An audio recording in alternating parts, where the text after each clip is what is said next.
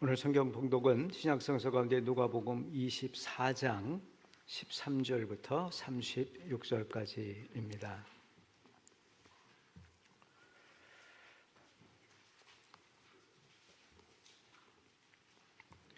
이제 봉독하겠습니다. 하나님의 말씀에 경청하시길 바랍니다. 마침 그날에 그들 가운데 두 사람이 예루살렘에서 한 30리 떨어져 있는 엠마오라는 마을로 가고 있었다. 그들은 일어난 이 모든 일을 서로 이야기하고 있었다. 그들이 이야기하며 토론하고 있는데 예수께서 가까이 가서 그들과 함께 걸으셨다. 그러나 그들은 눈이 가려져서 예수를 알아보지 못하였다. 예수께서 물으셨다. 당신들이 걸으면서 서로 주고받는 이 말들은 무슨 이야기입니까? 그들은 침통한 표정을 지으며 걸음을 멈추었다. 그때 그들 가운데 하나인 글로바라는 사람이 예수께 말하였다. 예루살렘에 머물러 있으면서 이 며칠 동안에 거기에서 일어난 일을 당신 혼자만 모른단 말입니까? 예수께서 그들에게 물으셨다. 무슨 일입니까? 그들이 그에게 말하였다. 나사렛 예수에 관한 일입니다. 그는 하나님과 모든 백성 앞에서 행동과 말씀에 힘이 있는 예언자였습니다. 그런데 우리의 대제사장들과 지도자들이 그를 넘겨주어서 사형 선고를 받게 하고 십자가에 못 박아 죽였습니다. 우리는 그분이야말로 이스라엘을 구원하실 분이라는 것을 알고서 그분에게 소망을 걸고 있었던 것입니다. 그뿐만 아니라 그런 일이 있은 지 벌써 사흘이 되었는데 우리 가운데서 몇몇 여자가 우리를 놀라게 하였습니다. 그들은 새벽에 무덤에 갔다가 그의 시신을 찾지 못하고 돌아와서 하는 말이 천사들의 환상을 보았다는 것입니다. 천사들이 예수가 살아계신다고 말했다는 것입니다. 그래서 우리와 함께 있던 몇 사람이 무덤으로 가서 보니 그 여자들이 말한 대로였고 그분은 보지 못하였습니다. 예수께서는 그들에게 말씀하셨다. 어리석은 사람들입니다. 예언자들이 말한 모든 것을 믿는 마음이 그렇게도 무디니 말입니다. 그리스도가 마땅히 이런 고난을 겪고 자기 영광에 들어가야 하지 않겠습니까? 그리고 예수께서는 모세와 모든 예언자에서부터 시작하여 성경 전체에서 자기에 관하여 써놓은 일을 그들에게 설명하여 주셨다. 그 두 길소는 자기들이 가려고 하는 마을에 가까이 이르렀다. 그런데 예수께서는 더 멀리 가는 척 하셨다. 그러자 그들은 예수를 만류하여 말하였다. 저녁 때가 되고 날이 이미 저물었으니 우리 집에 묵으십시오. 예수께서 그들의 집에 묵으려고 들어가셨다. 그리고 그들과 함께 음식을 잡수시려고 앉으셨을 때에 예수께서 빵을 들어서 축복하시고 떼어서 그들에게 주셨다. 그제서야 그들의 눈이 열려서 예수를 알아보았다. 그러나 한순간에 예수께서는 그들에게서 사라지셨다. 그들은 서로 말하였다. 길에서 그분이 우리에게 말씀하시고 성경을 풀이하여 주실 때에 우리의 마음이 우리 속에서 뜨거워지지 않았습니까? 그들이 곧바로 일어나서 예루살렘에 돌아와서 보니 11 제자와 또 그들과 함께 있던 사람들이 모여 있었고 모두들 주님께서 확실히 살아나시고 시몬에게 나타나셨다 하고 말하고 있었다. 그래서 그 두 사람도 길에서 겪은 일과 빵을 떼실 때에 비로소 그를 알아보게 된 일을 이야기했다. 그들이 이런 이야기를 하고 있을 때에 예수께서 몸소 그들 가운데 들어서서 말씀하셨다. 너희에게 평화가 있어라. 아멘. 우리 성가대 찬양 가사대로 하나님이 만드신 이 창조, 아름다운 자연 정말 놀랍고 신비롭습니다. 모든 계절이 다 좋지만 여러분 이 계절 아주 짧게 지나갈 텐데 많이 즐기시고 또 감사하시고 행복하시기를 바랍니다. 그리고 또 기도하기는 저렇게 생명력 넘치는 자연 세계처럼 오늘 함께 예배 드리는 교우 여러분들의 영혼도 여러분의 삶도 아주 생명력으로 은혜의 생명으로 넘치는 그런 날들이 이어지길 진심으로 기도하고 또 그렇게 축복합니다. 기독교 복음의 핵심은 아주 간단합니다. 예수님께서 나를 위해 십자가에 죽으셨다라고 하는 것입니다.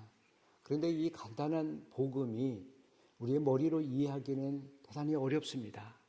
바울은 유대인들에게 이것은 스캔들, 걸림돌이 되었다라고 얘기합니다. 그리고 헬라인들에게는 굉장히 어리석은 넌센스였다 그렇게 얘기를 합니다. 유대인들은 종교라고 하는 것을 어떤 영적, 초월적인 신비와 기적 같은 것이라고 믿었습니다. 그래서 자기들을 구원할 메시아가 권세를 가지고 구원하리라고 생각하고 기대했습니다. 그런데 십자가에 돌아가신 분을 메시아라고 믿으라고 하는 것이 도무지 납득할 수 없는 일이었습니다. 지식을 구하는, 논리를 중요하게 생각하는 헬라인들에게 역시 마찬가지 넌센스였습니다. 유대인이나 헬라인에게만 아니라 사실은 제자들에게도 다 이해되지 않는 일이었습니다. 그러니까 예수님이 돌아가시자마자 모두가 다 흩어지고 다 각기 제갈 길로 갔던 것입니다.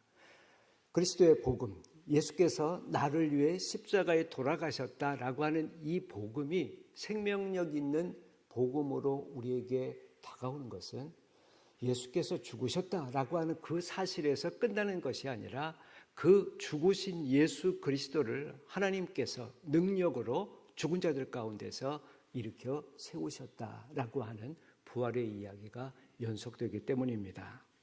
문제는 이 부활을 어떻게 설명을 할 수 있느냐라고 하는 것입니다. 너무나 힘든 일입니다. 왜 그렇습니까? 우리 모두가 예외 없이 흔들림 없이 확고부동하게 믿는 진리가 있습니다. 모든 인간은 죽는다. 죽으면 끝이다. 우린 이 진리를 너무나 확고하게 믿고 있기 때문에 다시 누군가가 산다라고 하는 것을 믿지 않습니다. 믿으려고 하지도 않습니다. 예외 없이 죽는다고 하는 이 사실, 그 사실 앞에 우리 모두가 다 순복하고 거기에 매여 있다라고 하는 말씀입니다. 복음서 저자들은 이 만고불변의 진리에 도전을 했습니다. 거기에 맞서는 새로운 진리를 증거했습니다. 그것은 바로 예수께서 죽은 자들 가운데서 부활하셨다라고 하는 것입니다. 복음서를 읽어보면 몇 가지 부활의 증거들을 기록하고 있습니다. 그 중에 하나가 무덤이 비었다고 하는 빈 무덤입니다. 셋째 날 이른 아침에 여인들이 찾아갔습니다. 가면서 걱정을 했습니다. 무덤을 막은 큰 돌이 있는데 저거를 누가 옮겨줄까? 그렇지 않으면 저 안에 들어가서 향유를 바를 수가 없으니 걱정하고 무덤에 다다랐을 때 이미 무덤은 열려 있었습니다. 그들이 안에 들어가서 보니 천사가 있었고 그 천사가 이렇게 얘기합니다. 여러분이 찾는 예수는 다시 살아나셨습니다. 제자들에게 그렇게 알려주시오라고 말했다고 합니다. 이분들이 놀라고 당황하고 또 한편 기쁘고 그래서 부지런히 달려갔습니다. 제자들이 모여있는 다락방에 갔는데 이 소식을 들은 베드로가 너무나 궁금해서 참지 못하고 베드로가 무덤에 와서 보았다라고 했습니다. 그러나 베드로가 본 것은 살아나신 예수 그리스도가 아니라 예수님의 몸을 감쌌던 삼배, 그것이 객혀있는 것을 그가 보았다. 성경이 이렇게 기록하고 있습니다. 또 다른 증거들이 있었습니다. 예수를 보았다고 하는 목격자들이었습니다. 바울은 고린도서 15장에서 목격자들을 서술해주고 있습니다. 알려줍니다. 거기에 보면 11사도가 있습니다. 그리고 여인들이 있습니다. 또 500여 신자들이 있었다고 했습니다. 그리고 마지막에는 모자란 그리스도를 박해한 그의 제자들을 박해한 자신에게까지 예수께서 부활하신 예수께서 나타나셨다라고 얘기하고 있습니다. 그 수많은 목격자들 가운데 하나가 오늘 누가복음 24장 읽은 본문 가운데 나오는 엠마오로 가던 두 제자였습니다. 한 사람의 이름은 밝혀져 있습니다. 18절에 보면 글로바라고 말하고 있습니다. 그러나 다른 한 사람은 밝혀 있지 않습니다. 성경 이야기를 읽다 보면 그들이 엠마오에 갔을 때 자기 집에 들어갔다고 그래서 그리고 또 거기서 식사를 했다라고 하는 이야기를 근거로 혹시 이 한 사람이 글로바의 아내일까라고 추측도 하지만 그런 근거는 없습니다. 어쩌면 누가는 이 복음서를 기록하면서 한 사람의 이름은 밝혔지만 다른 한 사람의 이름은 밝히지 않음으로써 그냥 괄호에 넣어둠으로써 어쩌면 이 글을 읽고 이 이야기를 듣는 사람들이 청중들이 혹은 독자들이 자기 자신을 거기에 대입하기를 원했는지도 모르겠습니다. 누구나 아마 이렇게 생각했을지도 모르겠습니다. 이야기를 들으십니까? 이야기를 읽습니까? 그 중에 한 사람이 바로 여러분이면 좋겠습니다. 그런 마음으로 썼으리라 생각됩니다. 그러고 보면 오늘 성경 이야기는 글로바의 이야기이면서 동시에 우리 모두의, 우리 자신들의 이야기라고 하는 것을 알 수 있습니다. 나중에 이 두 사람이 예루살렘 다락방으로 돌아갔습니다. 거기에 가서 자기가 목격했던 것을 증언을 합니다. 어쨌거나 이 책을 기록한 누가는 바로 이어서 사도행전도 기록을 하게 되는데, 그 사도행전 1장을 보게 되면 글로바를 포함해서 11 사도를 포함해서 또 여인들을 포함을 해서 그 작은 공동체로부터 교회가 시작되었다라고 그렇게 얘기하고 있습니다. 2000년이 지난 기독교는 세계 어떤 종교보다도 거대한, 아주 거대한 나무와 같은 그런 종교로 성장했습니다. 그런데 그 뿌리에는 여기 글로바, 그리고 이름 없는 한 사람이 함께 있었다라고 하는 사실입니다. 위대한 제자들의 이야기입니다. 그러나 동시에 지극히 평범한 제자들의 이야기이기도 합니다. 정확히 표현하자면 평범하지는 않고요. 아니, 좀 약간 모자란, 오죽했으면 성경은 그들이 책망을 받았다라고 그렇게 얘기했겠습니까? 25절에 보면 부활하신 예수님의 책망을 받고 있습니다. 어리석은 사람들, 마음이 무딘 사람들이라고 표현합니다. 개역 성경을 보면 여기 이 구절을 이렇게 합니다. 당신들은 미련한 사람입니다. 어떻게 예언자들이 말한 모든 것을 그렇게 더디 믿습니까? 믿음이 있는 것 같은데 많이 모자라고 굉장히 성장이 느린 그런 사람들이라고 책망하고 있습니다. 그 이유는 분명합니다. 예수님이 가까이 오셨고 함께 여러 시간을 동행을 했습니다. 30리길이었다고 했거든요. 그런데도 그들은 자기와 함께 길을 걷고 자기와 대화를 나누는 분이 예수님이라고 하는 것을 알아채지 못했습니다. 여러분 한번 생각해 보십시오. 아무리 새로운 형체로 변했다 하더라도 그래도 뭐 느낌이 있지 않습니까? 그런데 몰라봤다라고 그렇게 기록을 하고 있습니다. 정말 둔감한 사람들, 정말 무지한 사람들, 정말 더딘 사람들입니다. 그런데 이렇게 더디고 무지한 사람들이 자기 자신에 대해서는 굉장히 과대평가하고 있습니다. 예수를 누구보다 잘 알고 있다고 착각하고 있습니다. 그래서 나그네에게 예수를 설명을 하는데 그 나그네가 무슨 말인지 몰라서 되묻자 오히려 그에게 핀잔을 줍니다. 훈계를 합니다. 19절 이하를 보면 당신은 그걸 모릅니까? 예수가 하나님과 사람 앞에서 인정받는 힘 있는 예언자였습니다. 근데 당신이 예루살렘에서 오는 걸 보았는데 어떻게 예루살렘에서 있으면서 그 일을, 그 큰 일, 그 엄청난 일, 그 위대한 사람에 대해서 모른다는 말입니까? 정말 한심한 사람이군요. 아마 이렇게 핀잔을 주었을 것 같습니다. 글로바 이 제자가 책망을 들은 또 다른 이유가 있습니다. 그들은 틀림없이 부활절 날 예수님이 돌아가시고 세 번째 날 아침에 무덤에 갔다 온 여인들의 이야기를 들었습니다. 그들이 가서 무덤이 비었다고 하는 것, 그리고 천사들이 그렇게 얘기해 주라고 하는 것을 제자들에게 알려주었습니다. 그리고 그 소식을 그가 이 글로바 역시 분명히 들었다고 했습니다. 그래서 22절을 보면 이렇게 얘기하고 있습니다. 몇몇 여자들이 가서 보고 그들이 천사를 보았다고, 또 그 천사가 예수님이 살아나셨다라고 하는 말을 직접 들었고, 그리고 그 이야기를 듣고 베드로 사도가 직접 무덤에 갔다 왔다라고 하는 말도 들었습니다. 그런데 이 글로바는 그렇게 듣고도 믿지 않았다고 했습니다. 성경은 그들이 깨닫지 못한 이유를 아주 명확하게 이야기하고 있습니다. 16절에 보면 그들의 눈이 가려져서 알아보지 못했다라고 했습니다. 눈은 있지만, 보았지만 눈이 가려져서 깨닫지 못했던 것입니다. 또 17절을 보게 되면 그들이 침통한 마음에 짓눌려서 예수를 몰라보았다고 했습니다. 그럴 수밖에 없죠. 예수에게 모든 것을 걸었습니다. 그런데 그분이 처참하게 너무나 무기력하게 십자가에 돌아가셨습니다.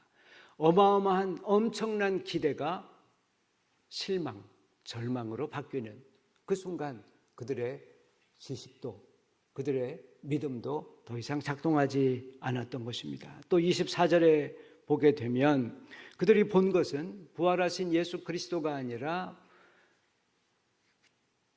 무덤, 그리고 아직 예수를 보지 못한, 그런데 누구는 보았다고 하고 누구는 들었다고 하는 그 혼란한, 그런데 무덤이 비었다고 하는 것은 사실 여러 가지 오해를 낳는 표현이었습니다. 왜냐하면 많은 사람들이 생각하기를 제자들이 일부러 시신을 훔쳐다가 감추었다라고 하기도 하고요. 또 어떤 사람들은 그 예수가 진짜 죽은 게 아니라 무슨 진통제를 먹고 잠깐 죽었다가 다시 살아났다, 뭐 온갖 설들이, 보았다고 하는 사람들, 보지 못했다고 하는 사람들, 훔쳐갔다고 하는 사람들, 온갖 이야기들 속에 제자들은 글로바 역시 굉장히 혼란스러웠을 것입니다.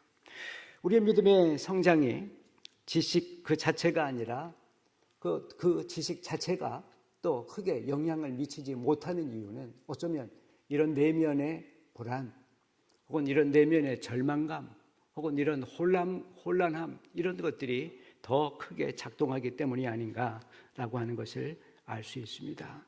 그러나 다행스럽게도 글로바는 깨달음에 이르게 됩니다. 31절을 보게 되면 그때 그제서 그들이 눈이 열려서 예수를 알아보았다고 했습니다. 또 32절을 보게 되면 그분이 말씀을 풀어주실 때 우리의 가슴이 뜨거워지지 않았냐라고 그렇게 말하고 있습니다.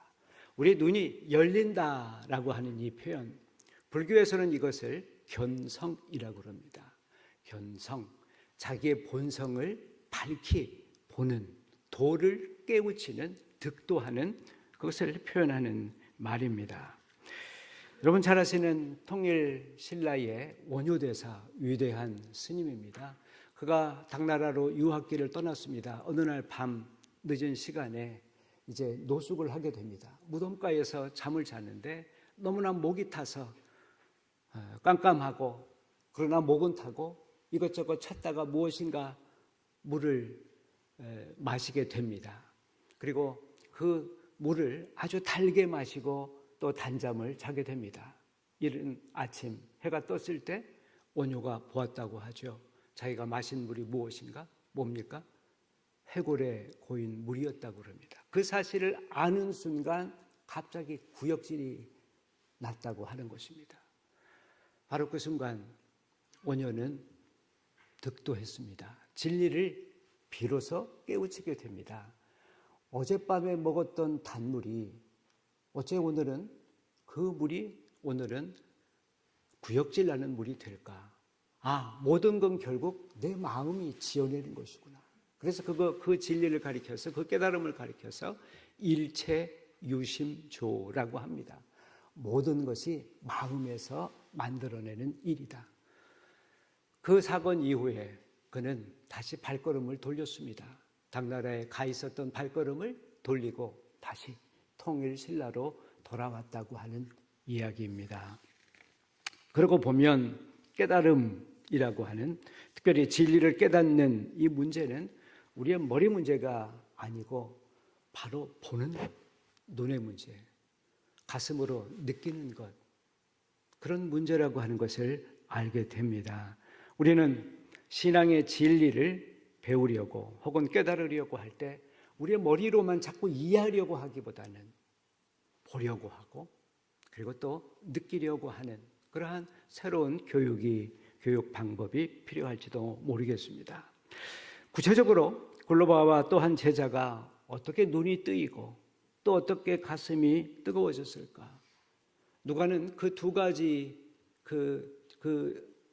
벌어진 사건에 대해서 두 가지로 답을 하고 있습니다. 하나는 떡을 떼는 일이었습니다. 나중에 설명을 하겠습니다만, 또 오늘 우리가 함께 직접 하겠습니다만, 성찬, 하나는 성찬, 다른 하나는 말씀, 성경.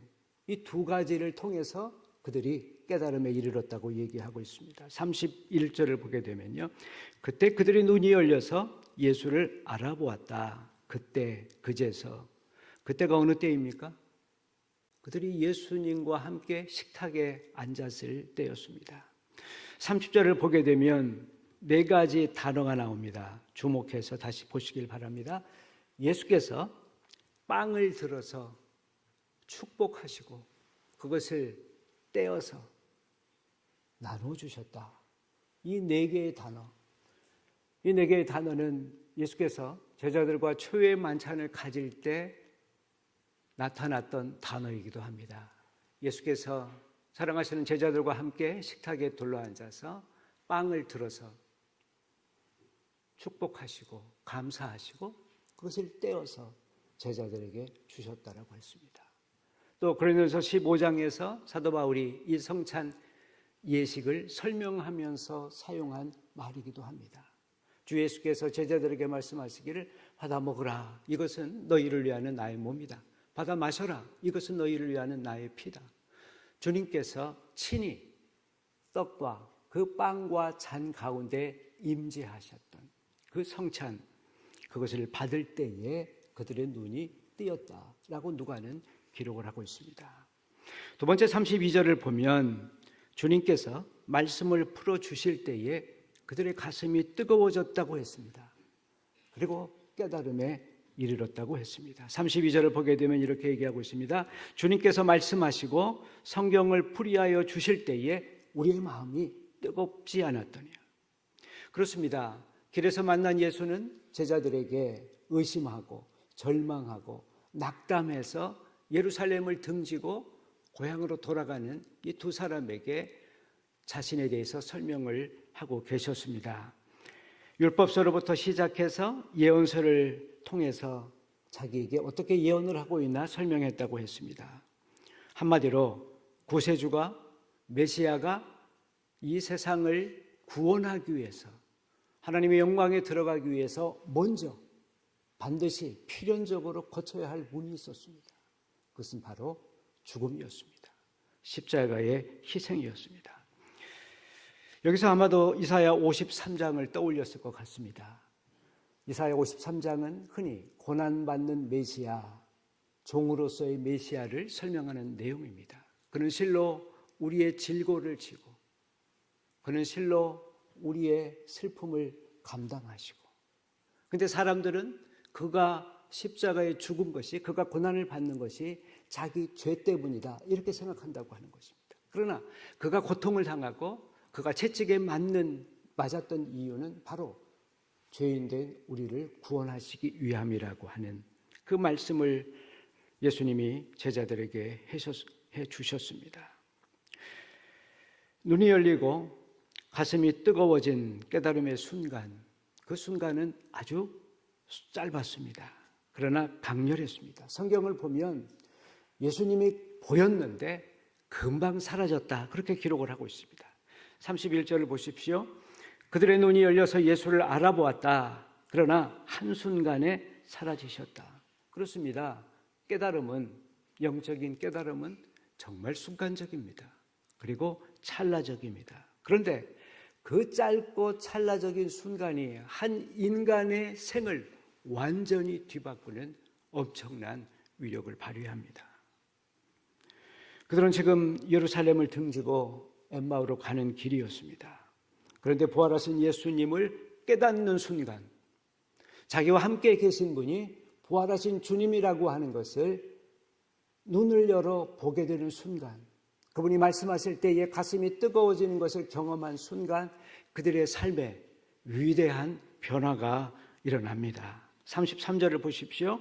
그들이 곧바로 일어나서, 그 즉시 일어나서 예루살렘으로 돌아갔다라고 했습니다. 예루살렘을 등졌던 사람들이 다시 예루살렘을 향하여 가고 있다라고 표현했습니다. 그들이 예루살렘에 가서 한 일은 35절에 나옵니다.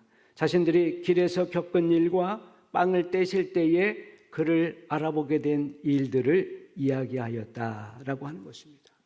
그들은 예루살렘을 떠나는 사람들, 예수를 믿지 않아 책망받는 사람들이었다가 이제 변화가 되었습니다. 이제는 예수의 부활을 경험한 사람이고 예수의 부활을 다른 사도들에게, 다른 사람들에게, 의심하는 사람들에게 증언하는 변화된 사람들이라고 하는 것이었습니다. 그러니 그 둘은 이렇게 가서 얘기했을 것입니다. 나도 당신들처럼 믿지 못했던 사람입니다. 나는 아예 그분으로부터 호된 질책을 받을 만큼 믿음이 없는, 그분은 나를 향해서 이 무식한 인간, 믿음이 더뎌도 너무 더딘 인간이라고 책망을 받은 인간입니다. 그러나 그분 은혜로 내가 그분을 알아보게 되었습니다. 나는 그분을 보았습니다. 그렇습니다. 여러분, 우리가 모이는 교회는 무엇하는 곳입니까? 우리들이 모여있는 교회는 바로 이 누가복음에서 이야기한 이들이 바로 교회의 뿌리였고 교회의 시작이었고 교회의 근본이었다면, 어쩌면 오늘 2000년 후에 계속되어야 될 우리들의 교회도 바로 이들의 이야기, 이들이 보여준 삶의 모습이 우리들의 모습이어야 하는 것입니다. 우리는 왜 모입니까? 우리는 여기서 무슨 이야기를 합니까? 물론 세상의 정치 이야기도 중요합니다. 여러 가지 경제, 돈 버는 이야기도 중요합니다. 또 다른 사람들 이야기도 다 중요합니다. 그러나 정말 우리가 해야 할 이야기가 있습니다. 그것은 내가 그리스도를 경험하기 전에, 내가 부활하신 주님을 만나기 전에 나는 엠마오로 가는 제자였지만 주님 덕분에 변화가 되고 깨닫고 이제 내가 이렇게 다시 돌아왔노라고, 나는 예수 그리스도가 부활하셨다고 하는 사실을 경험한 사람, 그걸 보았다고 하는 그런 이야기를 하는 곳이 바로 이곳이라고 하는 것입니다.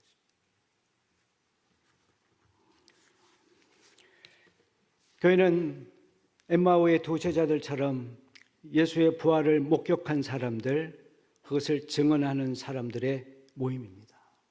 특별히 예수 그리스도를 통해서 과거에 어떤 사람이었는지는 상관없고 그가 새롭게 변화된 사람들입니다. 변화를 체험한 사람들, 변화되기 위해서 애쓰는 사람들의 모임입니다. 본문 마지막 53절은 읽지 않았습니다만 이렇게 기록하고 있습니다. 그들이 날마다 하나님을 찬양하면서 성전에서 지냈다라고 하는 것입니다. 하나님을 찬양했습니다. 사도들로부터 말씀을 들었습니다. 예수께서 우리와 함께 하신다고 하는, 예수가 임재했다고 상징하는 빵과 포도주를 나누었습니다. 이것은 무엇이겠습니까? 우리가 지금 예배 때 하는 일입니다. 설교자를 통해서 하나님의 말씀을 전해 듣습니다. 성찬을 통해서 우리에게 임재하시고 우리에게 자신을 내어주시는, 우리에게 자신을 보여주시는 그분을 우리가 보는 시간입니다. 사랑하는 교우 여러분, 오늘 이어서 성찬을 진행할 때에 우리가 함께 나누는 빵과 포도주를 통해 다시 부활하신 예수 그리스도를 보시는 은혜가 있기를 바랍니다. 우리 모두의 눈이 열릴 수 있기를 바랍니다. 우리 모두의 가슴이 뜨거워질 수 있기를 바랍니다. 그래서 절망과 낙담과 의심의 삶으로부터 확신 가운데 살아가는, 그래서 자신 있게 의심하는 사람들에게 나도 이렇게 변화되었다고 증언할 수 있는 그러한 부활의 증인들이 우리 모두가 다 되었으면 좋겠습니다.